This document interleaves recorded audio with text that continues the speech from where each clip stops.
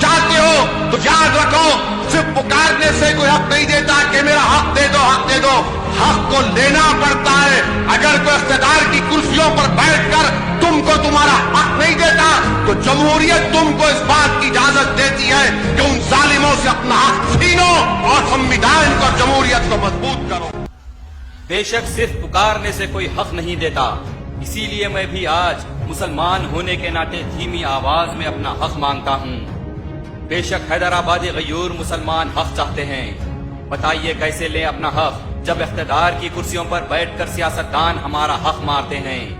बताइए कौन है वो जालिम, किससे हम अपना हक छीन कर लें और संविधान को मजबूत करें। बताइए हमारा हक मस्जिद उमर फारूक हमें क्यों नहीं मिलती। बताइए हमारा हक मस्जिद एक खाना अंबर पेट हमसे क्यों छीन ली गई। बताइए हमारा हक सेक्रेटेरिएट के वो 2 मसाजिद पर हमारा इतना इम्तिहान क्यों लिया जा रहा है। बताइए हैदराबाद में मसाजिदों को एक सोची समझी साजिश के तहत गिराकर मुसलमानों को झूठ बोलते हुए कितना दिल बहलाया जा सकता है। बताइए वो जालिम कौन है जो इख्तियार की कुर्सियों पर बैठकर मुसलमानों के खिलाफ ये फैसले किया करते हैं। बताइए कुर्सियों पर बैठे इख्तियार वाले मुसलमान अपना ये हक छीनने की हिम्मत क्यों नहीं रखते। बताइए कुर्सियों पर बैठे इख्तियार पसंद मुसलमान सियासतदान मसाजिद की तामीर के लिए मुसलमानों को हर बार झूठ पर झूठ क्यों कहते जा रहे हैं। बताइए दूसरे शहरों में मुसलमानों के हक की बात करने वाले, दूसरे शहरों के मसाजिद पर बुलंद बांग तकारीर करने वाले, अल्लाह रसूल करबला के वाक़यात सुनाने वाले हैदराबाद के मुसलमानों के हक के लिए जानबूझकर खामोशी क्यों इख्तियार किए होते हैं। बताइए 12% रिजर्वेशन मुसलमानों का हक कहाँ है। बताइए वक्फ बोर्ड का जुडिशियल पावर कहाँ है। बताइए कितने गयूर मुसलमानों को हुकूमत की जानिब से डबल बेडरूम फ्लैट्स दिए गए। बताइए बारिश में बेघर हुए 15 लाख लोगों के जिम्मेदार कौन हैं। बताइए हैदराबाद ओल्ड सिटी के मुसलमानों का हक मेट्रो रेल क्यों रुकवा दी गई। बताइए हैदराबाद शहर के डेवलपमेंट के लिए लगाए गए 70,000 करोड़ में से मुसलमान इलाकों में कितने करोड़ के डेवलपमेंट किए गए। बताइए उर्दू को दूसरी जबान का रुतबा देकर भी इसके साथ नाइंसाफी कैसे की जा रही है। बताइए मुसलमानों का हक उस्मानिया यूनिवर्सिटी का वो लोगो कहाँ गया। बताइए हुसैन सागर निकलेस रोड का नाम कैसे बदल दिया गया। बताइए आप जिस बाबरी मस्जिद पर 27 साल से लगातार सियासत करते आ रहे हैं, उस मस्जिद का जिसे खातिल बताते रहे, उसी के नाम का आपके होते हुए शहर हैदराबाद में चर्चा आम कैसे कर दिया गया।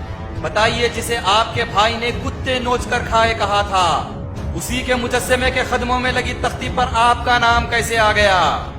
बताइए कहाँ है वो 1.25 लाख नौकरियां दिलवाने का वादा करने वाले आपके दोस्त। बताइए हैदराबादी मुसलमानों का सोशली, फाइनेंशियली और इकोनॉमिकली पोजीशन किस साजिश के तहत गिरवा दिया गया। बताइए हैदराबाद शहर में मुसलमानों की औकात लीडर की भीख पर कैसे कर दी गई। तन ढकने कभी साड़ी, कभी लुंगी तो कभी पेट भरने राशन दिया गया। बताइए हैदराबाद शहर में मुसलमानों के साथ पोलराइजेशन किस साजिश के तहत किया गया।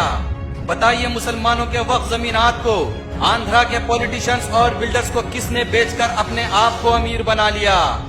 बताइए किस सियासतदान ने इख्तियार की कुर्सी पर बैठकर 63% मुसलमानों को गरीबी सतह से भी नीचे ला दिया। बताइए किसके राज में आज मुसलमान महाना 1500 रुपये से भी ज्यादा आमदनी का भी नहीं रहा। बताइए किसकी क़यादत में 40% मुसलमान हैंड टू माउथ हो गया। बताइए हैदराबादी मुसलमान सूद की लपेट में कैसे आ गया। बताइए हैदराबादी मुसलमान सूद की लानत में दबकर कैसे तबाह हो गया। बताइए हैदराबादी मुसलमानों का सोना, चांदी, जर, जेवर, जमीन, जायदाद किसके बैंकों, किसके कारोबारों और किसके रहन सेंटर्स की जीनत बन गया।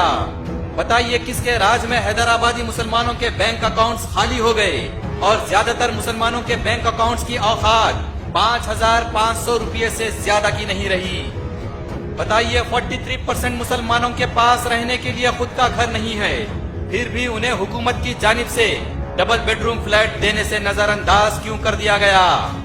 बताइए मुसलमानों का हक 77,538 एकड़ 3 लाख करोड़ रुपए मालियती वक्फ जमीन लूट कर खाने की मजाल किसकी हो गई।